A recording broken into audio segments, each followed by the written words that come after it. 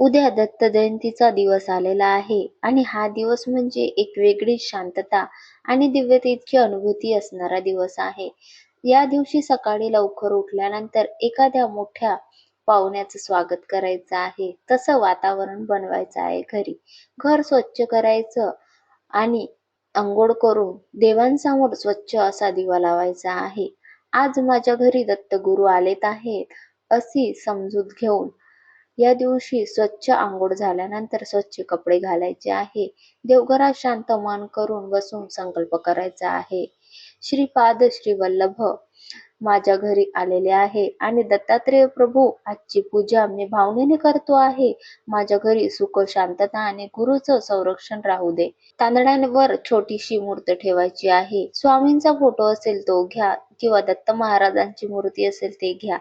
देवांच्या समोर दीप लावून ओम दत्तात्रेय नमः हा मंत्र म्हणा किंवा दिगंबरा दिगंबरा श्रीपाद वल्लभ दिगंबरा हा मंत्राचा जप करायचा आहे. हा सोपा मंत्र आहे आणि हा दिवसभर या मंत्राचा आपल्याला जप करायचा आहे. कितीही वेळा म्हणू शकता. भक्ती ही महत्वाची आहे. या दिवशी शक्यतो पारायण करा. पारायण जमत नसल्यास संक्षिप्त ग्रंथामधील 14वा, 16वा, 18वा या अध्यायाचं पठण करा एकदा तरी आणि दिवसभर आपल्याला दिगंबरा दिगंबरा श्रीपाद वल्लभ दिगंबरा या मंत्राचा जप करायचा आहे. दत्त जयंतीला आपल्याला स्वामींच्या मूर्तीवर किंवा स्वामींच्या मूर्तीवर दत्तात्रेयांच्या मूर्तीवर दुधाने आणि पंचामृताने किंवा गंगाजल ओतून साधा असा अभिषेक करायचा आहे. अभिषेक करताना पुरुष सुक्तमचं पठण करायचं आहे. एकदा तरी म्हणायचं आहे पुरुष सुक्तम. घरात असेल दत्तांच्या चरणांवर अष्टगंध लावून साधी अशी सेवा करायची आहे. फूल वाहायचे आहे आणि गुड, तूप, केळी, दुधाचा शिरा किंवा फक्त साखरही चालते असा साधा नैवेद्य दाखवायचा आहे. कारण दत्त महाराजांना स्वामींना आपली साधी सेवा आवडतात. त्यांच्या मूर्तीसमोर किंवा फोटो समोर आपण छान असे फुलं ठेवून डेकोरेशन करू शकता. दत्त जयंतीला आपण अत्यंत महत्वाचं म्हणजे गुरुचरित्राचं वाचन. वेळ नसेल तर 1-2 अध्याय नाही तर फक्त श्री दत्तात्रेय नमः किंवा दिगंबरा दिगंबरा श्रीपाद वल्लभ दिगंबरा असा मंत्राचा जप करायचा आहे. संध्याकाळी परत साधा दिवा लावून स्वामींची आरती करून दत्त चांगला साजरा करायचा आहे.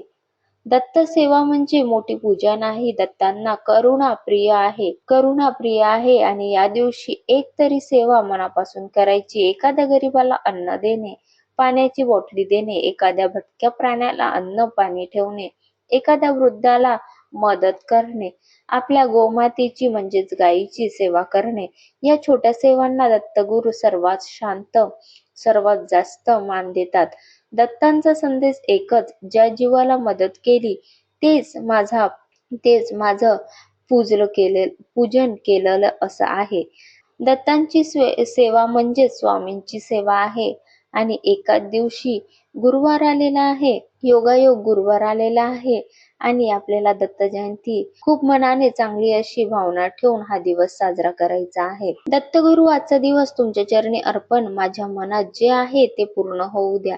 महाराजांना डोळे मिटा आणि फक्त इतकंच म्हणा, दत्त दत्त अवधूत चिंतन श्री गुरुदेव दत्त. हा अत्यंत सोपा मंत्र आहे आणि काही वेळा म्हटला तरी तो आध्यात्मिक ऊर्जा देतो. 108 वेळा शक्य असल्यास जप करा. आणि आता दत्तांना एक छोटा नैवेद्य द्या. थोडा तूप किंवा घरी असलेला कोणतेही गोड पदार्थाचा साधा असा नैवेद्याला दाखवायचा आहे. यानंतर आपल्या मनातील इच्छा दत्तांना शांतपणे सांगायचा आहे. नोकरी असो, लग्न असो, पैशाची अडचण असो, घरातील तणाव असो, दत्तांना सांगितलं की त्यांचं समाधान की आपलं मन समाधान होतं. आणि हेच आहे दत्त जयंतीची खऱ्या अर्थाने पूजा. फक्त प्रेम, श्रद्धा, शांत मन आणि थोडा वेळ. सर्वात महत्वाचं म्हणजे देवाला आपला वेळ पाहिजेल. आपण केलेली मनापासून साधी अशी सेवा महाराजांना हवी असते. आपल्या वेळातून वेळ काढून महाराजांची सेवा करायची असते. म्हणून दत्तगुरु, मला तुमचा आधार हवा आहे. माझ्या मनात जे आहे ते पूर्ण होऊ द्या. जर घरात काही अडथळे असतील, काम अडकलं असतील, मन आपलं लागत नसेल कुठे, तर दत्तांचा हा छोटासा उपाय करा. म्हणा, गुरुदेव, माझ्या वाटेत जे काही अडथळे आहेत ते तुमच्या कृपेने बाजूला करा. हे खूप साधा आहे, परिणाम त्याचा खूप मोठा आहे. आणखी एक गोष्ट म्हणजे कधी कधी आयुष्यात सगळं व्यवस्थित असतात पण मन मात्र शांत नसतं. कारण असे म्हटलं जातात की आपल्या मागे शनी लागलेला आहे. असं म्हटलं जातात की आपल्या मागे शनी लागलेला आहे, मंगळ लागलेला आहे किंवा गुरुही लागलेला असतात. तर गुरूंची सेवा केली तर हे सर्व नाहीसे होतात. शनी ग्रह आपल्यातून नाहीसा होतो. गुरूंची सेवा केल्यास कोणतेही ग्रह आपल्या मागे लागत नाही. काम होत नाही, मन जमत नाही, भीती वाटते, गोंधळ जास्त असते आहे, अशा वेळी ही ही सेवा खूप महत्वाची आहे. म्हणून निवांत बसा आणि श्री गुरु देवदत्त हा मंत्र 108 वेळा म्हणायचा. काहीही नियम नाहीत. मन खालावलेलं असेल तर जमिनीवर बसा आणि फक्त या मंत्राचा जप करा. जिथं आपण शक्य वाटतं बसणं तिथे बसा आणि जे गुरूंचा दोषांना शांत करतो आणि मन स्थिर करतो, हा मंत्र एकदा तरी म्हणा. आता सर्वात महत्वाचं म्हणजे आपल्याला या दिवशी करायची सेवा म्हणजे औदुंबर वृक्षाची प्रदक्षिणा. दत्तगुरूंचा वास हा औदुंबरात असतो असं आपण आधीपासून ऐकत आलेलो आहोत. ग्रंथामध्ये सुद्धा याचा उल्लेख आहे की औदुंबरामध्ये साक्षात ब्रह्मा, विष्णू, महेश यांचा निवासस्थान आहेत. म्हणजे दत्तगुरूंचं निवासस्थान आहे. औदुंबर झाडाजवळ गेलत की मन शांत होतात आणि त्या दिवशी वेळात वेळ काढून तिथे जवळ जा. एक क्षण शांतपणे श्वास घ्या आणि मग तिथे 3, 5, 7 किंवा 21 जितक्या सहज जमतील तितक्या वेळा प्रदक्षिणा घाला आणि मनोमन आपल्या इच्छा सांगा. दत्तगुरु, माझ्या इच्छा तुमच्या समोर सोपवते आहे, तुम्ही मार्ग दाखवा, असे स्वामींना, दत्त महाराजांना आपल्या मनातील इच्छा सांगायची आहे. जर झाडाखाली एक गळलेलं पान सुद्धा आपल्याला मिळालं शांतपणे जर पडत असेल तर ते नक्कीच उचला. जबरदस्तीने तोडायचं नाही, पडलं तर घ्यायचं, तर ते फार शुभ मानलं जातं. हे पान देवघरामध्ये ठेवा, आपल्या तिजोरीमध्ये ठेवा आणि ते ठेवल्यास शांतता वाढते, आपल्या घरामध्ये नकारात्मकता कमी होते. दत्त जयंती म्हणजे असा दिवस की मनातील भार कमी होतो. दत्तांच्या पायाशी नव्याने सुरुवात करता येते. इच्छा पूर्ण व्हाव्यात, लग्न व्हावं, घरात सुख शांती यावी, अडथळे दूर व्हावेत, हे सगळं दत्तांकडे सोपवायचं आणि हा दिवस खूप चांगल्याने आपल्याला करायचा आहे. खूप चांगल्याने साधा असा साजरा करायचा आहे.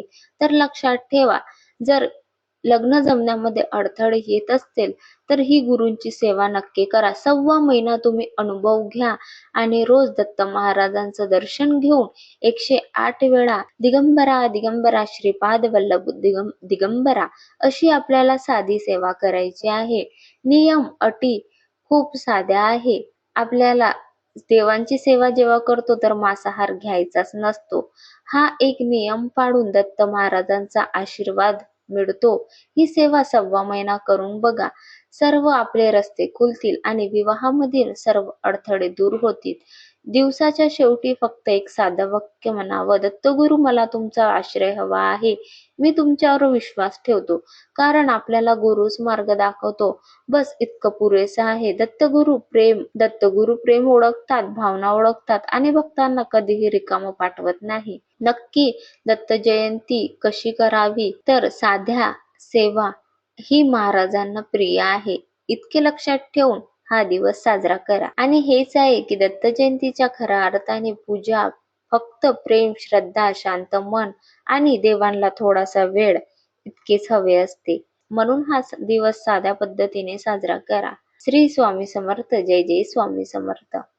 जे पण काही सेवा करत असतील, स्वामी चरित्र सारामृतचे पारायण किंवा दत्त महाराजांचे पारायण करत असतील तर या दिवशी त्याचे उद्यापन करून घ्या आणि राहिलेले असतील तर त्यानंतर तुम्ही सुद्धा करू शकता. जसे जमतील तशी सेवा करा आणि महाराजांच्या चरणी आपल्या खऱ्या अर्थाने पूजा फक्त प्रेम, श्रद्धा, शांत मन आणि थोडा आपला वेळ, अशी साधी सेवा स्वामींना प्रिय असते. म्हणून अशी साधी सेवा करून हा दिवस श्रीपाद श्री वल्लभ श्री नृसिंह सरस्वती अवधूत चिंतन श्री गुरुदेव दत्त श्री स्वामी समर्थ महाराज की जय.